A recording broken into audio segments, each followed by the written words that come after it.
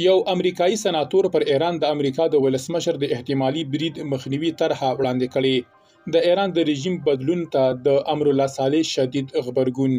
د اسرائیل د لومړي وزیر له څرګندونو وروسته د ایران د اخوندانو د واکمنۍ د سقوط احتمال ډیر شوی. بشپړ جزئیات په ویډیو کې تر پایه کتلی شئ. پاتمنو لیدونکو ستړي مه شئ.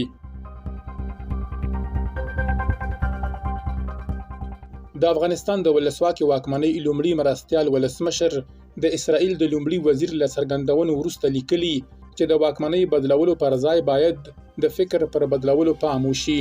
امرالله صالح پر خپل ایکس د غزې بیلګه ورکړې چې له پراخې ویجاړۍ وروسته لا هم د حماس تر واک لاندې ده.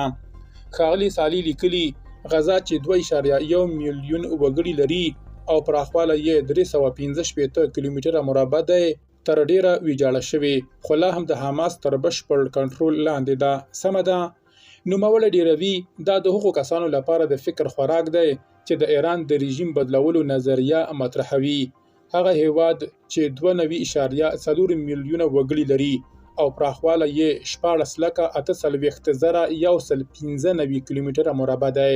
هغه په پای کې لیکلي زه فکر کوم تاسو ته د فکر د بدلون اړتیا ده. بلخوا د امریکا د ورجینیا ډیموکراټ سناتور یو نوې طرحه وړاندې کړې چې له مخې به یې ولسمشر د کانګرس له اجازې پرته پر ایران د برید اجازه ونه لري.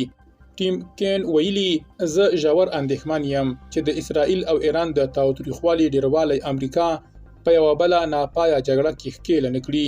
د ښاغلي کین په باور په اوسنیو شرایطو کې له ایران سره جګړه د امریکا د ملي امنیت په ګټه نه ده.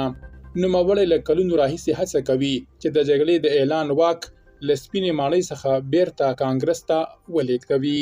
درنو لیدونکو له ملتیا مو مننه.